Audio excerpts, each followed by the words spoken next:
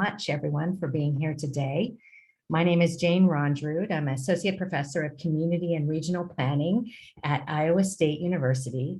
And I'm also here in my role as the Chair of Inclusion, the LGBTQIA and Allies Interest Group of the Associate School of Planning, what we call ACSP. So thank you again so much for being here. And also thank you to ACSP for the funding to make this event possible.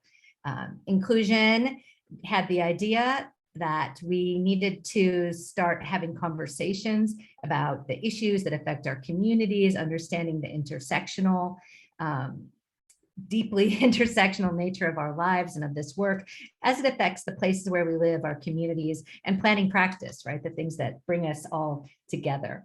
So I'd like to start by introducing our panel. And if all of our panel members can please make yourself visible to the extent that you can where you are. First, I'd like to introduce Ave Cesar, who is speaking to us from a number of different roles, but he's coming from Austin, Texas, where he serves on the Travis County LGBTQIA+ Complete Count Committee. He's a doctoral candidate at the University of Texas, Austin, and is also part of the leadership team bringing together these events. So Ves, if you can say, wave, there he is. Hannah Breckbill is here with us from the roadside in rural Iowa, is that right? And she is a co-farmer with Humble Hands Harvest. So we're really fortunate to have an opportunity to think about some of the rural and agricultural aspects of this work and of our lives. Mandy Carter, indoors, coming to us from North Carolina. And it's the I was just reading co-farmer again, co-founder of the National Black Justice Coalition. Yumi, there you are, Sue, who is the Director of Content Strategy at One Archives Foundation. And then finally, Brian Price, Supervisor in Service Area Planning for the City of Dallas and a board member of the Dallas Way. So thank you everyone for being here. And I'll let folks give a more full introduction about themselves and their work as we answer the first question. So I'm just going to go ahead and jump in with each of these first questions. Each panelist has been given 3 minutes to respond, and hopefully we'll all stay close to the time limit so that we can get through everything and have time for discussion at the end. If anyone sees me waving, it's not because there's a disaster happening, but I'm just trying to catch the attention of our speakers so they recognize the 3 minutes. So our first question. How does your work expand our understanding of LGBTQIA+ histories, lives, and communities? And then with that, how does this work tie in with the current moment where so many fundamental rights for our communities seem to be under attack? And Mandy, since you're right here next to me on the screen, if you would go ahead and start us out. Well, I bring you greetings from Durham, North Carolina. Mandy Carter, she, her, hers. In addition to the National Black Justice Coalition, I'm also with the War Resisters League and the National Council of Elders. I would say, before we started, I had to say I was in tears yesterday to see the first Black woman on the US Supreme Court, 233 years, and I thought about that. But also I'm thinking, Jane, a lot of us are walking in multiple identities. I'm Black, I'm a lesbian, I'm a woman, I self-identify as a Southerner.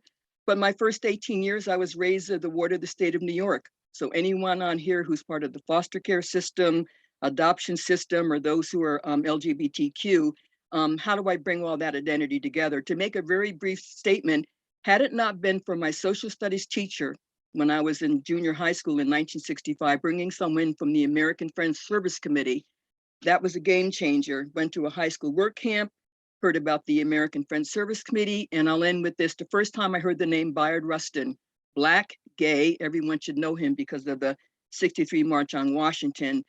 But I just realized how we hear about, and by the way, herstories as well as history.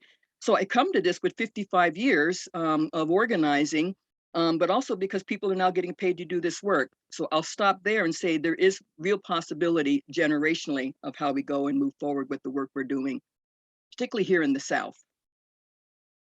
Wonderful. Thank you so much, Mandy. Brian, you're next on my lineup. So how about we hear from you? Absolutely. I'm Brian Price. I serve as an urban planner here with the city of Dallas. I'm also on the board of the Dallas Way, which is an organization in Dallas focused on collecting the LGBTQ history and stories from the community. I've been on a number of other nonprofit boards, including our Coalition for Aging here, looking at senior and aging issues here. I've also helped organize a lot of our employee resource groups in North Texas into a coalition. Workplace visibility and acceptance is also crucial during this time. Hopefully I'll get to talk to that point eventually. But I think for here in particular with the history collection and archive work, the Dallas Way started in 2011 and primarily has been involved in facilitating story sharing events, collecting archives and stories from the community. We have a strong partnership with UNT Special Collections, which I'll say is a huge game changer. And I think any organization looking to do historical work with the LGBTQ community would be very lucky to have a partner like we have at UNT. We have a dedicated collection there for North Texas LGBTQ history. More recently, since I've joined the board the last 3 or 4 years, I've tried to work to take this work simply from taking archives and stories and putting them in the archive to trying to find ways to engage the community more with this material. I will say that archive and history collection is very different from engagement. I think that's a different skill set, and taking that information and making it relevant for the community is a big step and really important to make that stuff accessible. We've developed a number of mobile exhibits. We've done 3 of them so far. We've been able to show them here at Dallas City Hall where I work. Not here, this is my home. I work from home 3 days a week now. But at City Hall, we've put up multiple exhibits that we've developed with UNT. General Dallas LGBTQ history, one on women in Dallas LGBTQ history, and one on HIV/AIDS. I've also worked to spearhead some panel discussions around groups not traditionally represented by this organization's work, unfortunately. A Black panel, Hispanic, Latino, and a transgender panel focusing on history. And we've worked to try to diversify the board and build better relationships with organizations not traditionally incorporated in this process. I'd say it matters for the current moment in particular because from a historical standpoint, we're at real risk of losing a lot of these stories and materials. Folks are aging out and dying that participated in very important moments in our history. Organizations are throwing away boxes of old documents all the time. And so it's really, really important that we act now to preserve those stories and voices for future generations. I think the other piece is that storytelling and visibility continues to be essential. Even though we think there have been some gains made in visibility, even in organizations like the City of Dallas where I work, it scores a 100 on the Municipal Equality Index. It checks all the boxes, but people still show up to the workplace and read closet because there's not always a lot of overt representation of our community. So I think it's essential. Storytelling is a real tool for visibility. And then I'd say most importantly at this point is that I think queer history is often told kind of like through a Disney lens where it seems like the trouble was in the past and not in the present. And I think it's essential right now that we collect a lot of the queer stories that have not been traditionally represented in the narrative of our community's history. So that's something that I'm passionate about and that hopefully we'll continue to make progress on. Wonderful. Thank you so much, Brian. And Umi, why don't we continue on the archive thread here, and then Hannah, we'll have you come up next. Thanks so much, Jane. Thanks for having me here. I work at One Archives Foundation as the Director of Content Strategy. One Archives Foundation has been around since 1952, actually. It's one of the oldest. It is the longest continuous operating LGBTQ organization in the country. We offer LGBTQ history programs. So we work with our partner institution at the One Archives at the USC libraries, and we put on exhibitions, public programs, education initiatives, such as teachers training and youth programs like storytelling projects. And yesterday we launched a podcast, and I believe I'll get to talk a little bit more about it. But our primary work, we're in the business of making history accessible and relevant. And I often talk about how the work that we do is that we stand on the shoulders of history and speak to the future. And what that means is a sort of this like two-pronged approach, is that we kind of, you know, have this vast resource, you know, archival collections that we can access and understand what happened in the past. And we all know that the past itself, you know, is sort of this rich territory of lots of like important stories to be uncovered. They're not always out there, and we sort of see our jobs in kind of making sense of the past for the current audience, just so that they have a sense of where we're headed as a society, as a group, as you know, humanity. So this work of kind of backward gazing, present engagement, and sort of futurist way of preserving, just so that we are often, you know, making the work visible, that hasn't been available to the mainstream conversations about trans rights, about LGBTQ advocacy, you know, pre-Stonewall, about, you know, California history, and then putting that out there and really making sure that it's an intersectional conversation that we're having, so that we're kind of getting all sides and all the nuances into the story, as opposed to sort of the sound bites that you get, or the Disney-fied versions that you were talking to Brian earlier. I could speak much more about that later on, but yeah, I just wanted to kind of stress the kind of positional qualities of our work. Thank you. Thank you. All right, Hannah. Yeah, hi everybody. My name is Hannah Breckbill. I live in Northeast Iowa. Today I'm on the side of the road in Ohio, actually. But I'm a farmer in a rural space, and that's kind of first and foremost what I'm about. But I am also a queer person, and in kind of my process of figuring out how to be a queer person in a rural space, I ended up creating a gathering on my farm called the Queer Farmer Convergence, that brings together queer identified farmers from across the nation for a weekend of a good time. And so we share really good farm food. We have conversations. We dig into stuff about race and gender and all of that stuff, and how it relates to our experiences as farmers in rural places. And then we also just have a lot of fun. We have a variety show and that kind of thing. And so when I'm thinking about queerness and queer stories in my context, like what I'm doing is opening up space for us to like really be ourselves, and not trying to project outward into the world as much as trying to give ourselves space to figure out who we are and to be among each other. So yeah, that's my work. Wonderful. Thank you so much, Hannah. Thank you for being here, even mid-travels. All right, so from the kind of deeply personal part of recognizing ourselves and our experiences to thinking on larger counting types of issues. Yves, tell us about your work.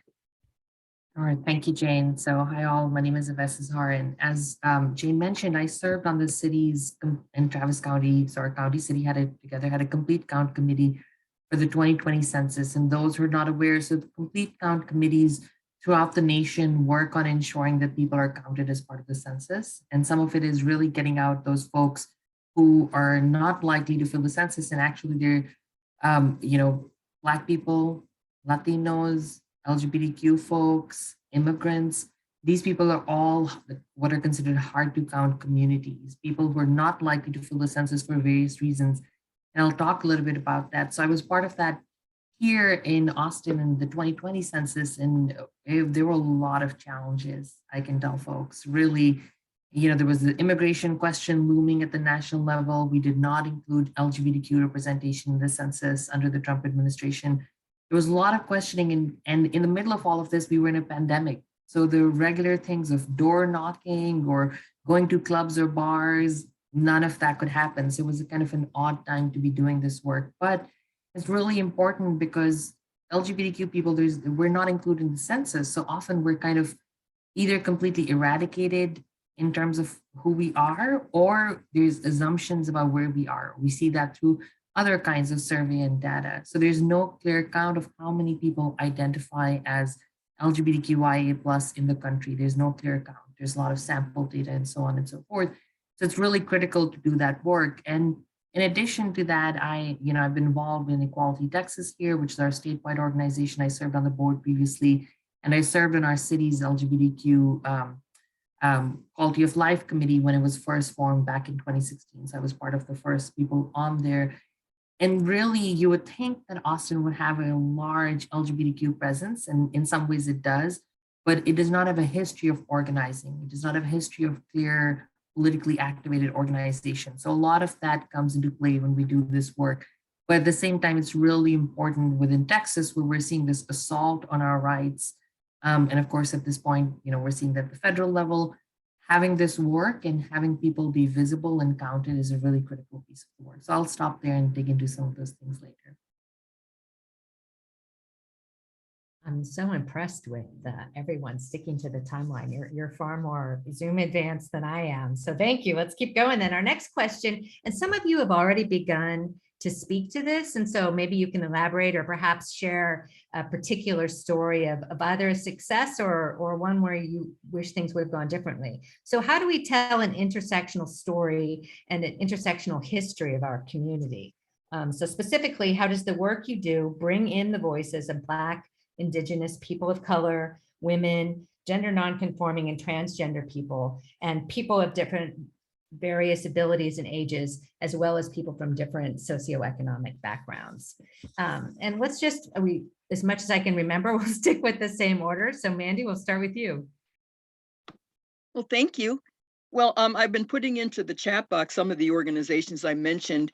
One of the things I've been really struck by, and I'm glad you mentioned the census, the amazing amount of work that they were trying to suppress the number of people that needed to counted. If you remember, because of the Trump administration, there was a lot of people very nervous about that, but particularly in communities that normally would not do the census per se.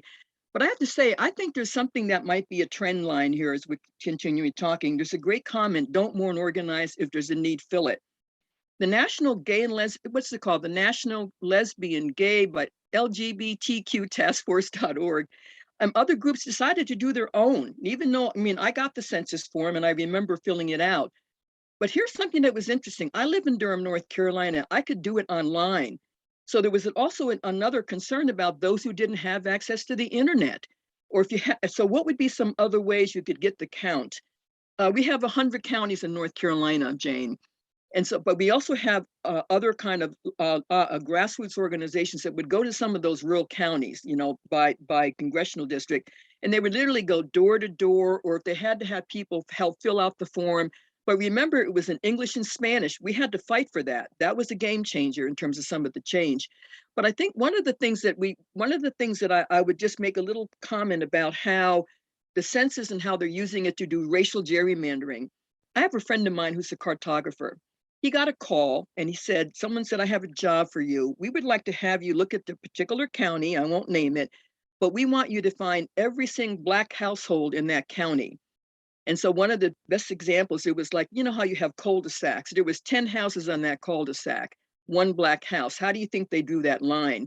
That's North Carolina. That got taken to the court, and the court had to rule in the favor of you could not do racial gerrymandering. But that was like so obvious. But then there's other sly ways in which they can try to do basically the same thing.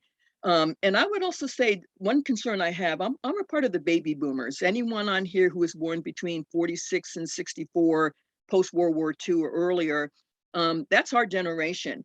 But now you have all these people who are like 18 to 40, they've outnumbered us now. So I don't know how to do Snapchat, TikTok, all that other stuff they do. But I think if there's a generational conversation about how do we do the count, not just in terms of demographics, but also how we do an actual count of how many people we live in whatever areas. But more importantly, how do we make sure that we're doing that in different languages and cultures And now with COVID, I don't know if people notice it now. When you go on here, you'll notice that you can actually do language in Spanish and English and other languages. So I think people are making it more accessible in one way. And I'll be curious when everyone else does the go around, how are people finding the ones that you normally would not find, and how would you find them? And I'll just wrap up with this. What I've been really interested. It's something I think that someone mentioned. Back in the day, before you had the written word, storytelling. People would literally tell stories. How do you pass on that generational information, and how you do that as well? But also then, how do you share the stories about the have-nots and the haves, and who has property, who doesn't have property? How we can doing some intentional intergenerational, intersectional work, just geographically where we live, COVID safe, that might be. But I love the idea that people being innovative, don't mourn, organize, go proactive and be inventive, and then share the ideas and share how you're doing that across the rest of the country. And also not just here, but also internationally. But I'll stop there for now. Wonderful. Thank you so much, Mandy. And you've added some nice nuance and questions to this that are perfect to now take to our archivists. So Brian. Yeah, so I guess I'll start with what really got me involved with the Dallas Way. And, I mentioned I've worked with our City of Dallas Employee Resource Group, and I think it was 2016, 2017, we had an exhibit put in the City Hall lobby with the Dallas Way. I asked if they had material. We just had the lobby renovated, and they hadn't. They had nothing sort of to show. So they worked with UNT, and they put together an exhibit for us. And this exhibit it was like a general history of Dallas LGBTQ history, and it was lovely and illuminating. What we noticed upon installation of the exhibit is that almost every image showed a bunch of white guys. There were some women in there, but 80 to 90% white guys, entire exhibit. And I'm slightly embarrassed as the sort of ERG sponsor about it. Luckily, people were really nice about it, but I approached the organization after and said, hey, we need to take some work and look at some other stories within our community. And they were like, all right, join the board. And I did. And we put on those panels that I mentioned earlier. I will say that the work of intersectionality in this organization, and I imagine at large, is exhausting. It's hard, and it's met with a lot of resistance. In order to pull these panels off, our goal wasn't just to put on some events, but to diversify the board and diversify the collection that we've been working on. So it involved me meeting with a lot of individuals from these organizations and other communities, and actually building trust with them, because apparently what I realized is my organization has a reputation locally of being very white, middle, upper class centered. So we had to work and spend some time together and make sure that the panel and the goals of the organization aligned with what these other volunteers and community leaders were interested in seeing.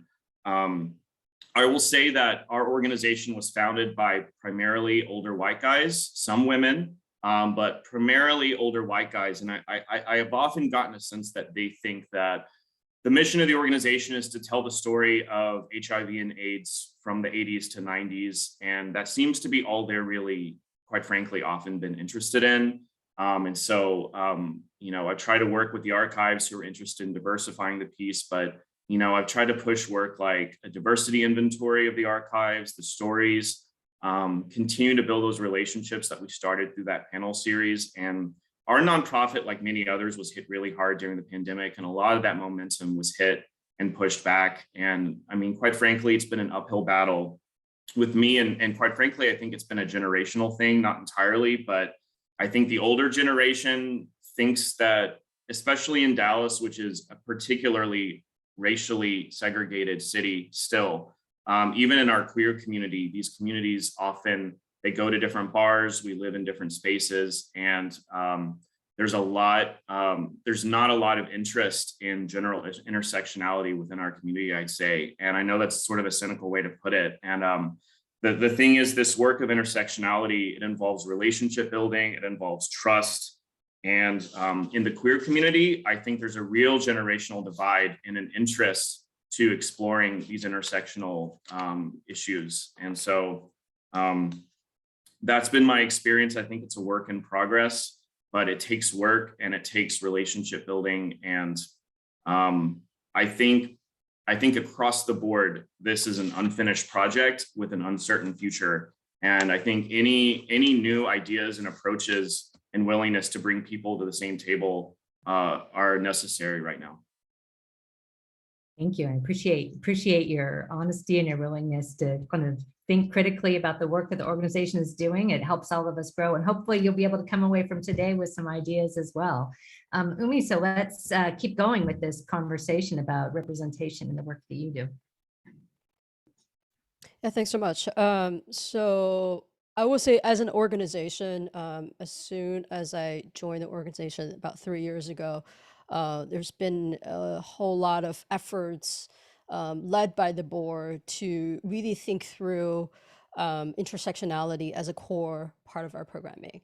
And so that was, there were a ton of work going into it, and we produced a value statement, and we used the value statement and making sure sort of equity and social justice and intersectional narrative storytelling are front and center programmatically. So all of that, like, we did the internal work, and we organized with our partners, and we work with lots of different curators and obviously programming folks and artists. So we made sure that the value statement isn't just a piece of some prose with text, right? It actually was going to be carry through.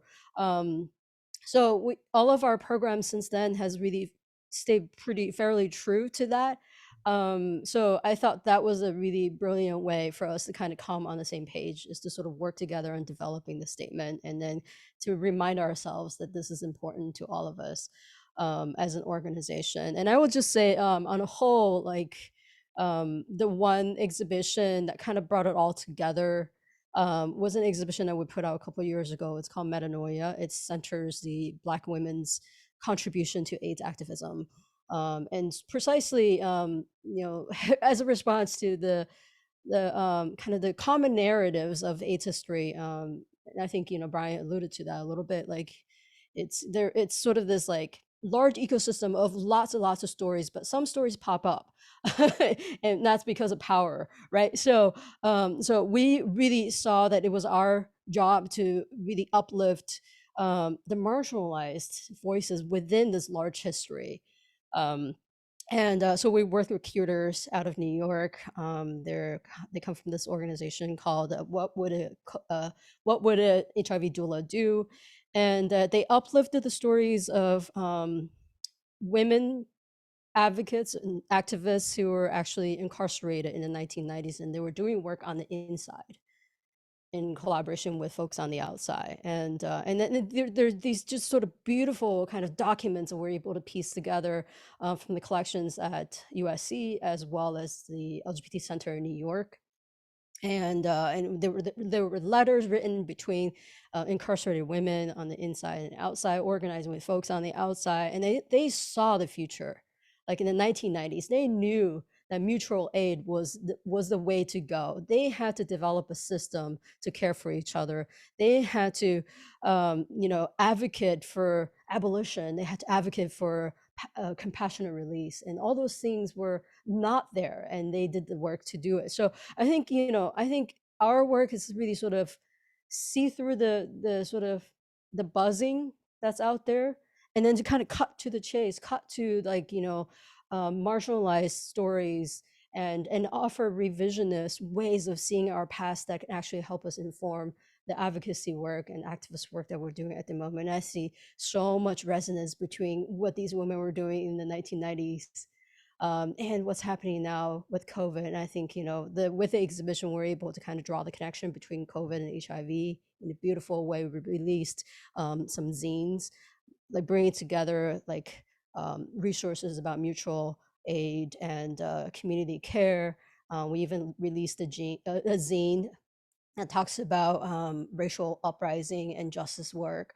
So I'll drop a couple links in the chat for y'all to look at. But those are sort of our ways of putting content out there at the same time building a community. Zines are really great ways of doing that. So so we've been very, very successful and feel really fortunate about that.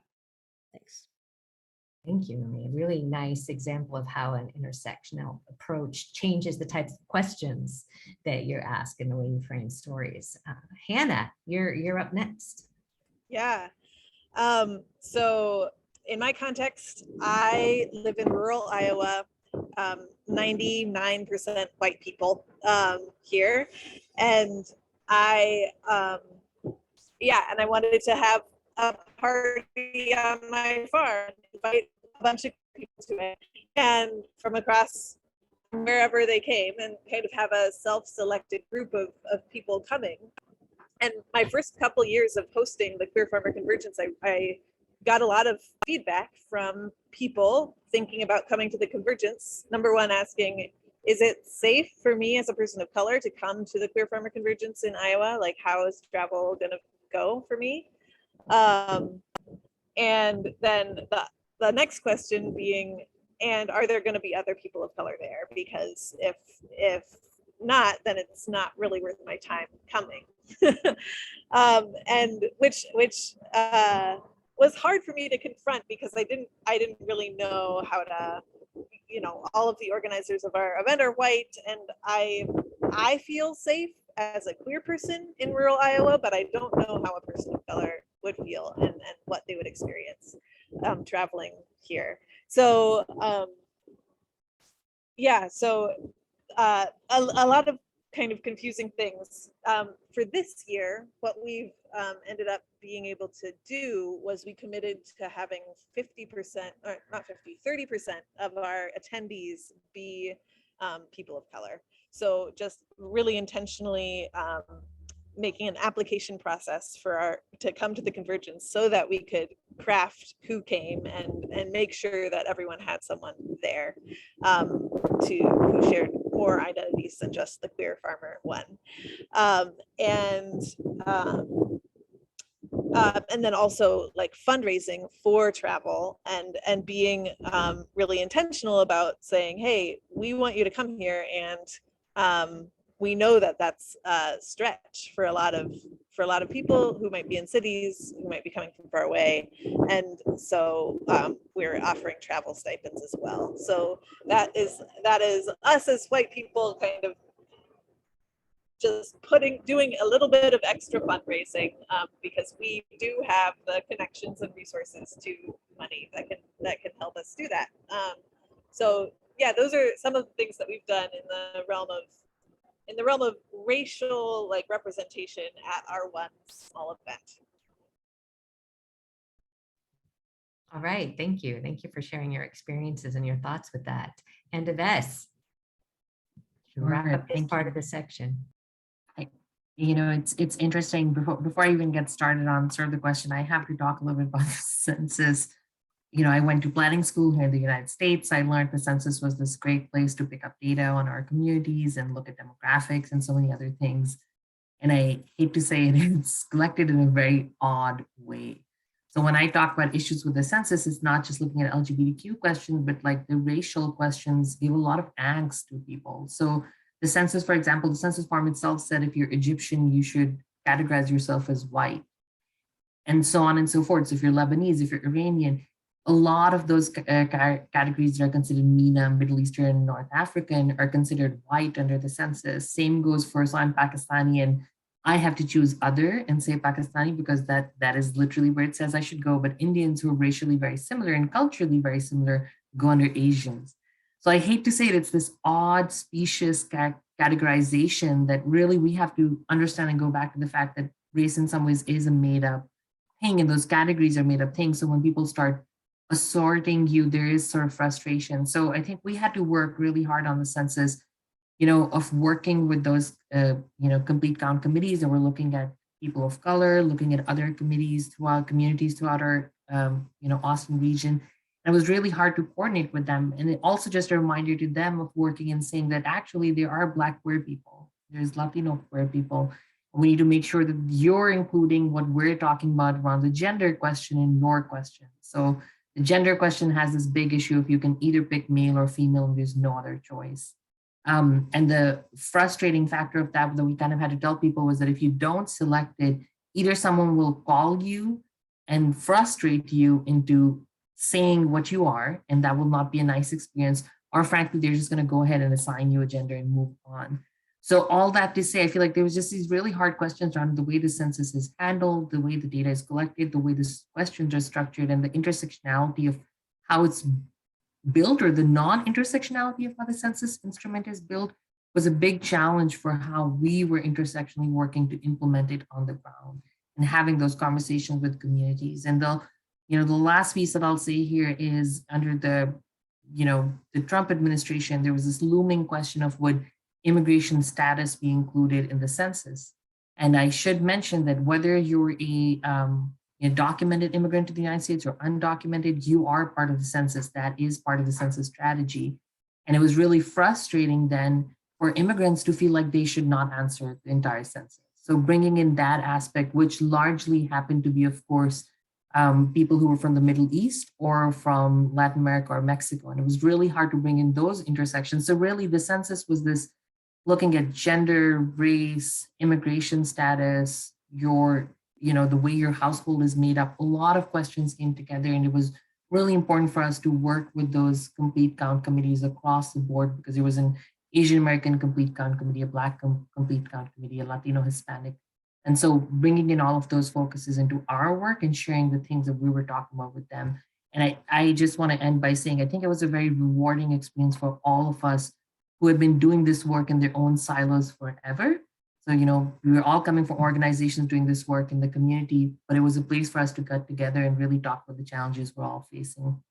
It was quite eye-opening and I think important and challenging work. I'll stop there. All right, thanks. So I've got an individual question for each panelist, and then we'll go ahead and open things up for discussion. And actually, Yves, since you were just talking, I'm going to go backwards now and let you continue with that. My question is just recognizing that the 2010 census once again did not include questions related to sexual orientation and gender identity. So how do you think this impacts LGBTQIA+ participation in the census and our ability to better understand the needs of our communities? So really just continuing with some more detail on what you were sharing earlier. Thank you, Jane. And, a reminder to people, so the census is not just a data thing that people are using for planning classroom exercises as I did. It's what your your representation in Congress, your representation in the State House, your the block funding that you get from the federal government. So even for funds towards HIV, such as the HOPWA funds and other funds, they actually all come through this data. That's how it's being allocated based on population numbers. A lot of your local organizations will make decisions based on this, Ryan-wide dollars. So it's a extremely important and impactful thing. It really impacts our community and the resources that we receive in our representation at the legislative level. So it's really critical for us to be part of it. I'll say that first. But not having a specific question on gender identity and sexual orientation really hurts us. People truly feel like they're not represented. The census is not about them. It's not for them. They don't need to fill it because they really don't care. And again, going back to that gender question, that binary gender question is a big issue because people are being either forced to identify one way or another, or they're being forced, enforced from the outside of being appointed in one category or another. So all that to say, there's a big challenge in how LGBTQ folks are represented in the census, and it really lowers participation. The community members that we were talking to, a lot of people were like, what do I have to do with this? What difference does it make? So I think really one of the biggest challenges became about telling people why we thought that it was really important for them to fill the census to begin with. And then I would also say it's made a real challenge in understanding our communities. So under the new administration, they did do a pulse survey data, so not the census. The census only happens every 10 years, but they did a survey during the COVID era to see the impact on people of the COVID pandemic. And LGBTQ people actually were higher, they were representing in higher numbers of being impacted by the pandemic. They reported higher household food insecurity, higher issues with job loss and wage loss. And so we have a community that actually is very deeply impacted by something like the pandemic, but we don't record it. So again, the census becomes this really important thing for understanding our community. And I would also say, I think, presenting a true picture of our community. I'm sure everyone here, or most people here, have heard of this sort of the myth of gay affluence. There's this belief that gay people are white, rich people. That's it. There's white gay men and they're rich. They're all good. They don't need resources. They don't, and it really flattens out our community. It really takes out, immigrants, people of color, gender non-conforming, women, so many other people in our community who are so much more vulnerable and underrepresented and marginalized. And we forget that because we don't have data showing us that. Not that data needs to tell us who people are. People exist whether the data tells us that or not. We have to hear their stories. And I think that's why this panel is really important to talk about other ways of capturing people's stories beyond just simple counts of data. But at the same time, the way decisions are being made, that piece is being left out. And that's a really big challenge for our community, and I think really harms our community. And I know, Mandy, you mentioned the National Task Force. They did a really good job of pushing for that gender identity and sexual orientation questions to be included. I think people will keep pushing until the next census to have it, but it is heartbreaking that you have to wait a 10-year gap until the next opportunity comes up for us to do it. So 2030, knock on wood, we'll have it unless we go through another administration like the last one that made the entire process so challenging. I'll stop there. Thank you, Jane. All right, thank you, Yves. Hannah, now I'm going to again kind of go to the opposite scale in terms of thinking about recognizing us and our stories. So you mentioned founding the Queer Farmer Convergence, an annual weekend gathering dedicated to centering and celebrating queerness in agriculture. And you collectively put together a zine in 2018. So how do you think the Convergence and zine help celebrate and support queer rural life? Yeah, it's just really valuable to be seen by your people and to be appreciated by your people. So that's what we really try to set up when we set up the gathering. We are, really intentional about making sure that everyone knows that they belong there, whatever their experience of farming or queerness is, they decided to be there, so they get to be there and they get to help shape what happens there. I made a point last year of kind of encouraging people to take it upon themselves to make sure everyone else felt belonging, so that we could all collectively feel held by belonging. So that's and it's also interesting because there are a lot of people who can't make it to the Convergence. We can only host 75 people at a time, and so things like the zine and other kind of media that we're able to create, we have been making a calendar of a bunch of farm scenes with booties hanging out, which is fun. That kind of media helps other people be able to connect to what we're doing and be really excited about it, and feel like glad. I've mostly received a lot of feedback of like, this just makes me so glad to know that this exists and that people are able to gather in this way. There. All right, thank you. Thank you so much. It's fun to see. It's actually super exciting to hear a couple of panelists talking about zines and thinking about the range of ways that we can capture our stories and represent our experiences and reach out to each other. So Mandy, you're next on my list. You played a key role in launching the National Black Justice Coalition's Bayard Rustin Commemoration Project in 2013. So my question is, why do you think it was so important for the National Black Justice Coalition to retell the story of his life and highlight his work in the civil rights movement? I love this question. I never heard of the gentleman. I'm sitting here realizing I went to public school, even though I lived in the children's home, and it'd be curious even to know now, that was back when I was born in 1948. But they made a specific point to put us into public school. But look at the years we were in there, 63, 64, 65. These are huge, huge moments that, Kennedy assassinated in Dallas. And then you had the duck and cover with the atomic bomb. And And then you had what happened with King and Kennedy. So in one way, I think the idea of not knowing the gentleman, but had it not been, I'll go back to what I said to people earlier.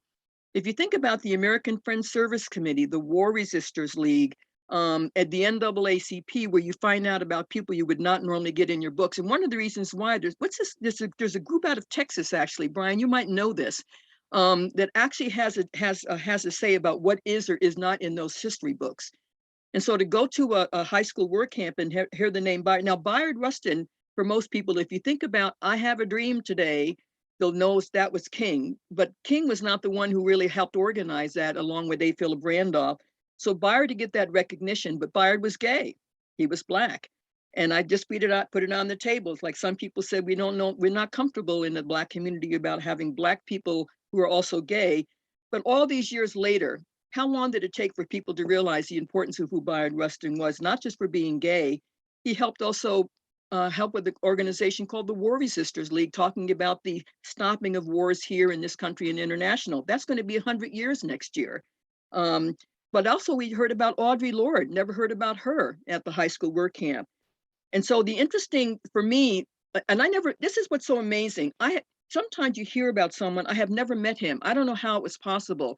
The War Resisters League connection, the American Friends Service Committee connection, being Black or gay or lesbian. But what I loved in one way, and I think this is so telling, some people will say, but I can't be a Rosa Parks. I can't be a Dr. King. I can't be but if anyone says, but I have the skills, the abilities, and the wishes and desires, if I know that I as one person can make a difference. One of the things that the AFSC person said that I love, they talked about the power of one, that each and every one of us has the ability to impact change. And I'm going to bring this up to current history. You might have heard about Emmett Till. Emmett Till, 14-year-old Black son of a mother, sent down to Mississippi, Money, Mississippi. And you saw that white woman accused him of whistling and ever. He had a brutal murder. She finally confessed it never happened. It never happened. But when the mother found out that Emmett had been found, she said, send my baby home. And then the next thing she did, it makes me just so amazed about the potential of the power of one. She said, I want to open casket because I want people to see what hate looks like. That one action, and it was Jet Magazine and made a lot of papers back in the day, but you can bring it up to the current time now. I think about that. So when you think about a Bayard Rustin, or thank you for Shirley Chisholm, the audacity for a Black woman to think I can run to be president. Now we got a vice president who is. We got, Obama. I'm thinking of Fannie Lou Hamer.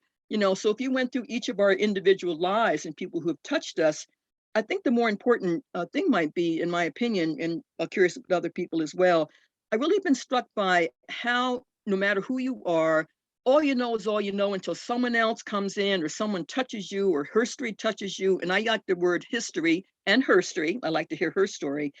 But what do you do with that? And I think right now here in North Carolina, we have November 8th. I know we can't be too political, but we might elect our first ever Black woman U.S. Senator in the state of North Carolina. We had Kira Mosley Braun. I'm going to end with this quick story. Kira Mosley Braun from Illinois got elected, and she was one day in the U.S. Congress. There's a thing called C-SPAN. It's up on TV everywhere you go in Washington, D.C. And Jesse Helms, who has been the staunchest segregationist to ever walk before he came after us for being gay and lesbian, he always would sponsor this bill to give money to the Daughters of the Confederacy. And Carol Mosley Braun stood up and said, I don't think I want to do that. She held that place for 10 hours. Everyone had tuned in. Do you see what's happening on the U.S. Senate floor? And it turns out that after all that conversation, Hal Heflin, Alabama, stood up and said, I think she has a point. It failed. It was the first time Jesse Helms didn't get his way. So they're in the elevator and she's standing there and he comes in and starts whistling Dixie.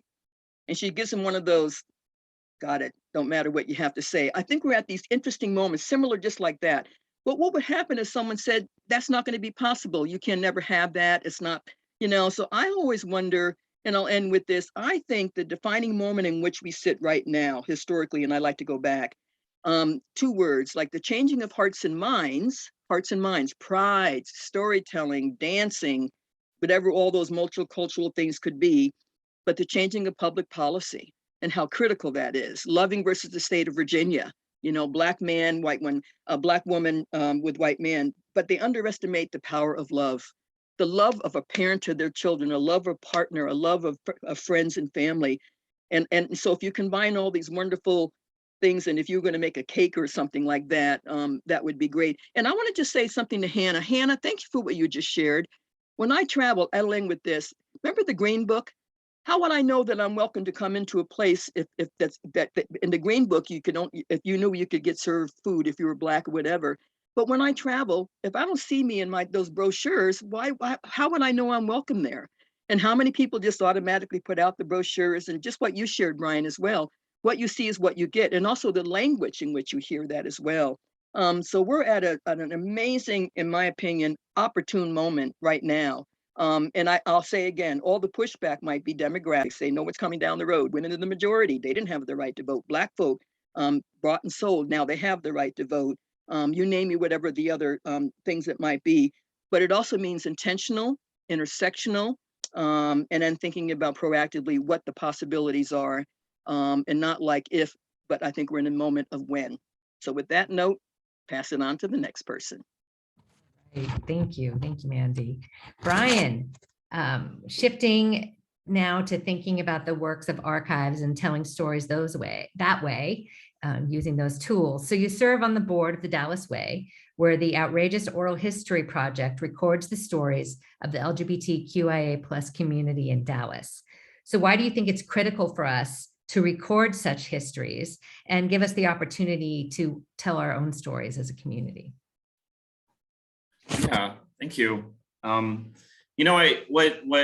was stuck out to me for some years now, and I think I've used, there's a quote associated with it, but essentially James Baldwin once made a comment that history is not about the past, history is about the present. I think another metaphor I like is that, history is the wake of the ship, but we are the ship. And, we always read into the past what we want to read from the present. And I think when it comes to queer history, particularly when you're looking at the scale of the state or the local level, where these histories haven't even really been formally written, even in cities like Dallas, which is the 9th largest city in the country with a fairly large and vibrant LGBTQ community.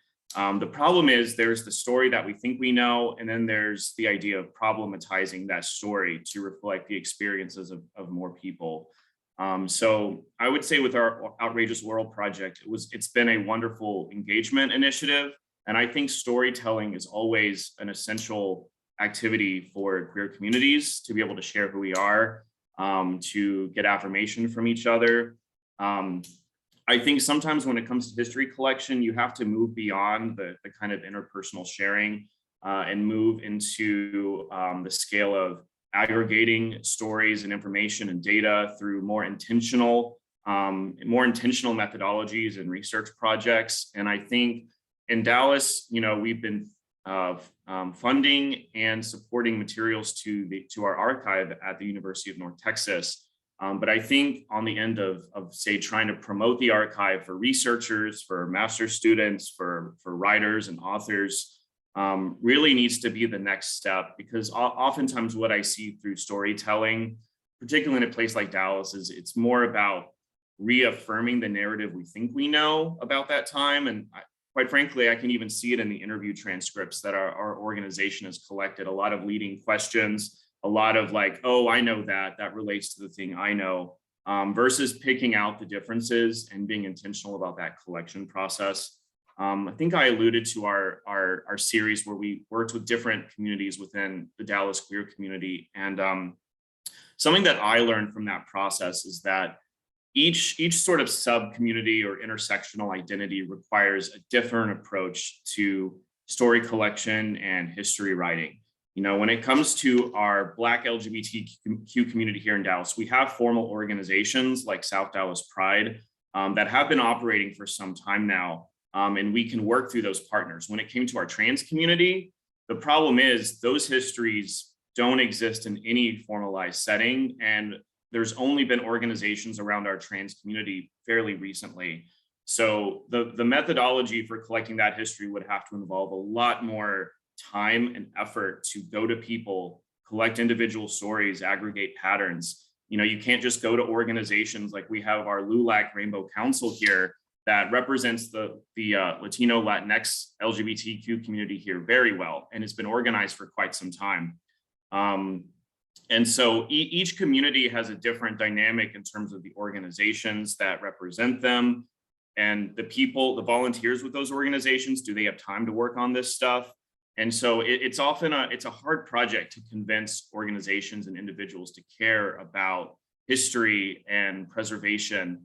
Because I think ultimately what you want is to move beyond just kind of storytelling in a way that's affirming, but to one that we can actually construct a community dialogue around what matters in our community.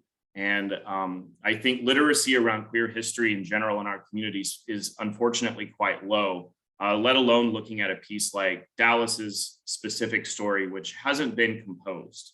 It exists in a couple of exhibits, it exists in fragmentary stories, but part of our work, I would say, those who kind of understand the nature of research and narrative construction, is that we have to move beyond that to actually doing the research work and the community dialogue to tell a more complete story of the different experiences within our community. And I think that's really the power of what history and storytelling can provide fundamentally.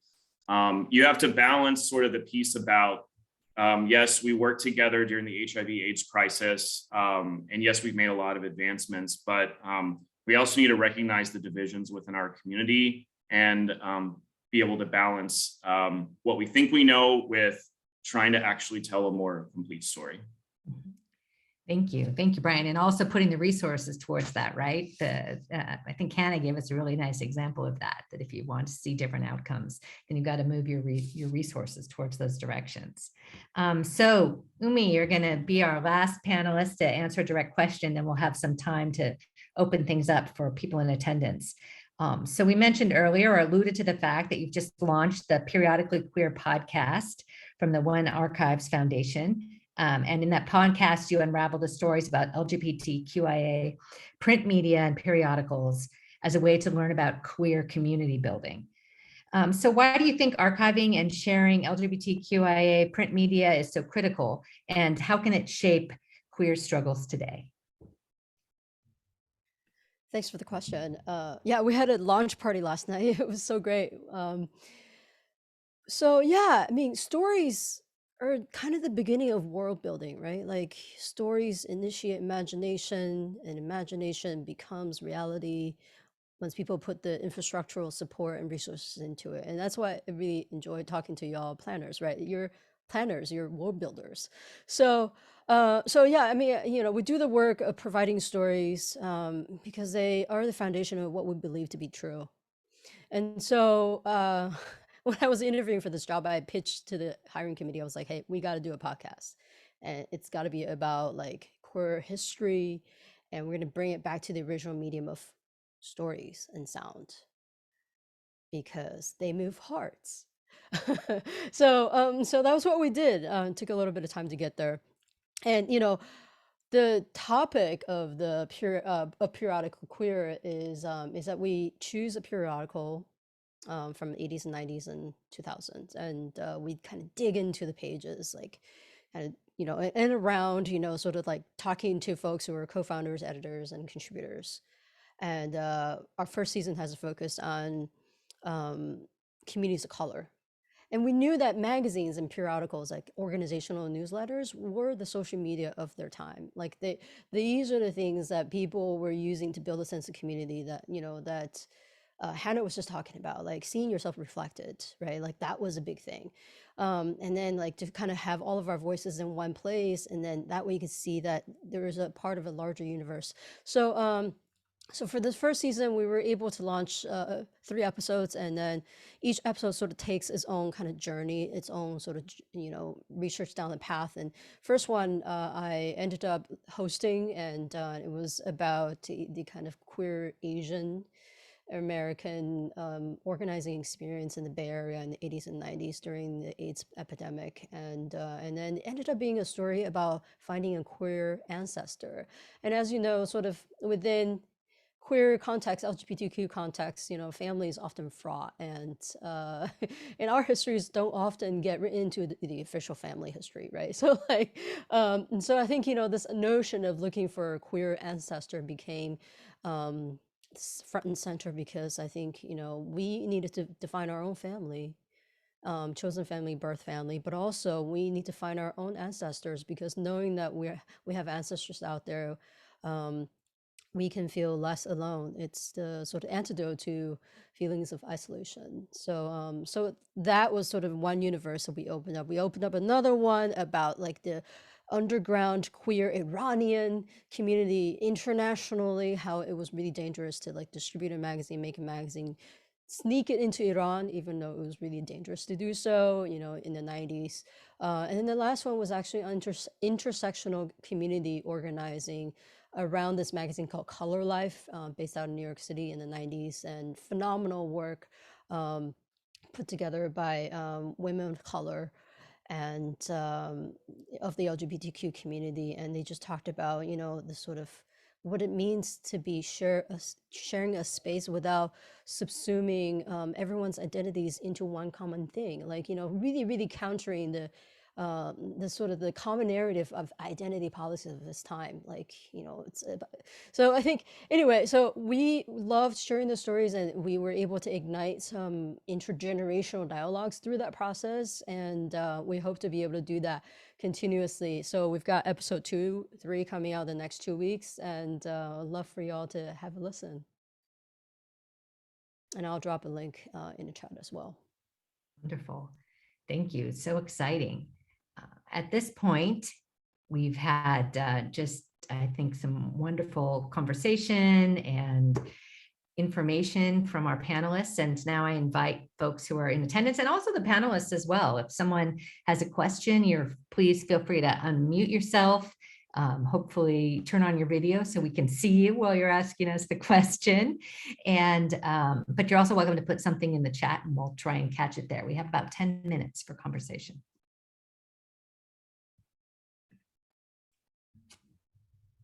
And panelists, if you have anything that you want to ask each other, feel free to unmute and ask the question. All right, Mandy, you're Yeah, up. I was gonna ask Hannah, and this actually everyone probably can relate to. Remember back in the day, there was huge women music festivals. That cultural thing about women's music festivals really had its heyday. And I remember very distinctly, I think there's not as many, I think generationally. I guess I'll ask Hannah, I was going to ask you, there's a group, there's a new farm that opened up here called Respite, RESPITE. But there's also a network, I think, of other lesbian farms around the country. Am I right about that, Hannah? And I'm just also asking, practically speaking, there used to be a magazine called Lesbian Connection and whatever, but now I think, and maybe this is for everyone, when more and more people coming out, someone said, do we still need these? Well, yeah, but you don't need them in the way you used to do it in the before, because we've come so far. But that, again, that's why you're getting the pushback, which I really appreciate. They're telling you, you're going to make change. But I'm just wondering, how do we make sure, for those of us elders, I don't know how to do all that other stuff, but we keep in track with each other so that we're not, and especially post-COVID, I might be a little convoluted with the question, but we're in amazing moments. I really think we are generationally. But anyway, what part of that was for Hannah, and part of it is for the rest of you. Like, how do we keep communicating with each other, given the different ways in which we do it?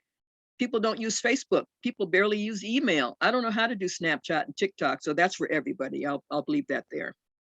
Yeah. Yeah, totally. I feel that, because the way that my particular gathering emerged was via Instagram, which I wasn't even on, and and so it felt like there was only a certain segment of people that we were reaching. And so what we've done at this point is we have a website now. The queerfarmernetwork.org is our website. So I'll put that in the chat. But yeah, that's a huge question of how do people stay connected. I am too young for the lesbian connection, but But I do know, like, there are networks of people that aren't connected to other networks, and so that's a huge question for me about how to get everyone together and seeing each other.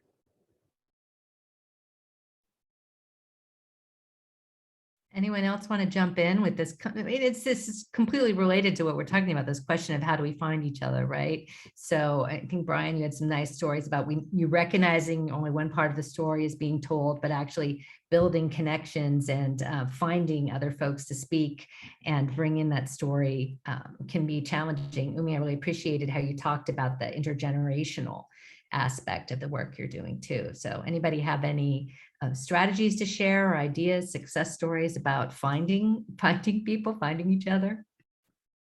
I will say that I am answering that question, but there is also a question I know you had in your back pocket about how planners and rural planners can get involved in the process. And just as a planner myself, I wanted to make sure I got to hit on that briefly. I do think that planners contain a lot of the basic skill sets that are needed for these programs. And I really wish more planners, I want to do a conference session on this someday. If anyone wants to join me on that, let me know. But I'd like to let planners know that your skill sets are very much needed in your local nonprofits. So I've been involved in several LGBTQ nonprofits locally, and I've been able to help them with programmatic development, strategic development.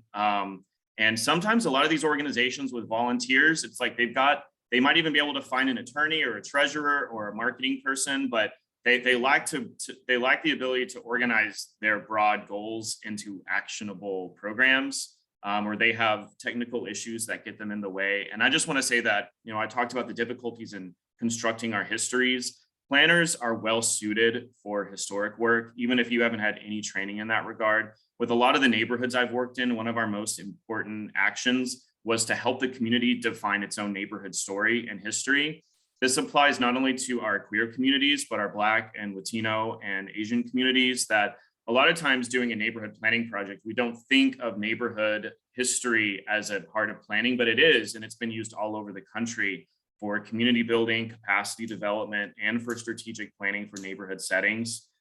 So I do encourage planners to make use of that skill set when you're working in neighborhoods or want to work in the queer community, that there's a lot of work that I think we can do as planners that I don't think we're often aware that we have those skill sets ready to go. Thanks, Brian, for expanding that question. So let's give everyone, we'll just wrap up by having everyone else on the panel continue with this question, which is how can planners help support the work that you're doing? How can planners, I think, better reach out to queer communities and help build connections among the varied elements of the queer communities as well, to LGBTQIA communities? So Yves, why don't we start with you next? Thank you, Jane. I'll keep this quick. I think, a lot of what Brian said was great. I'm not going to build too much on it, but I think one of the critical things that I'll tell planners is to actually get out of sort of our current traditional ways of looking at data. I think everyone here who's talking about, whether we're talking about oral histories or zines or archives, these are all parts of data. And I think when we're only looking at numerical data or census or other things, we miss out in certain communities, and the LGBTQIA+ community is a big part of that. And I think expanding that to looking at other pieces of information and building that in to the work that we're doing is really critical. And I think the folks here kind of show the amazing breadth of information that exists out there in our communities, both historical and present. And it would be great to bring that into our classrooms, bring that into the work that we're doing in our communities, and bring that into just planning in general. Right, thank you. So Umi, what do you have to add to that? Yeah, I've actually had the privilege of working with planners, and in fact, one of them's here, Marissa, who's working on a PhD on LGBTQ lesbian spaces in Los Angeles. So I think what I really appreciate about working with planners from our standpoint of storytelling and programming is that they see the environment in the public in a way that's much more nuanced than people that we are in touch with. So I think that collaboration is beautiful. The infrastructure, the kind of heart space, built environment, and then like with us, you know, really thinking through the stories and content. I think it kind of has a way of bringing together the entire experience of a place, of a city. And I think our last show on Pride Public is called Pride Publics, and I think the purpose of naming it as that is because Pride isn't really just a place to party. I mean, it kind of has this long history going back to Stonewall and before, but also like Pride is about how we are in the public sphere, you know, and safety issues, right, health issues, right? All of these have like policy policy sort of consequences, and so I think you know, to work with folks who have that mindset and to be able to kind of bring together narrative and social change through that perspective, I think would be a beautiful sort of confluence of energy for the future. Thank you. All right, Hannah, and then we'll wrap up with Mandy. How can planners support the work that you do?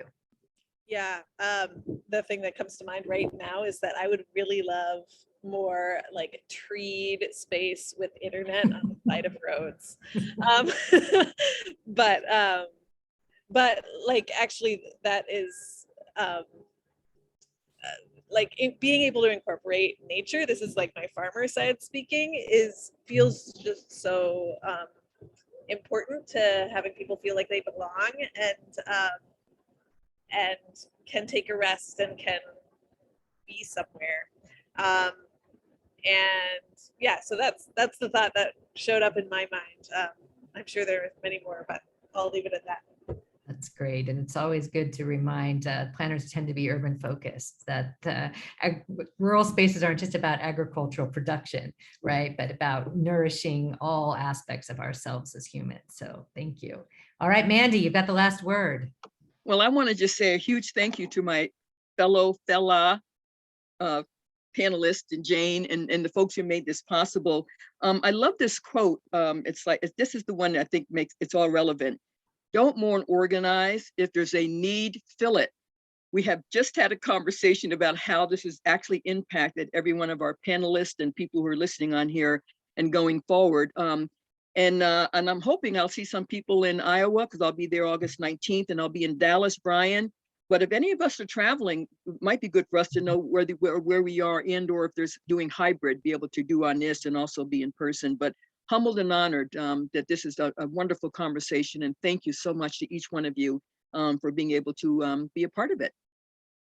Wonderful. Well, thank you all. And thank you to our participants. Hopefully all of the panelists have put some URLs in the chat so that people can reach out to you. We have some scholars and academics here who are thinking about queer space, and I'm sure we'll be wanting to contact those of you who they aren't already in contact with.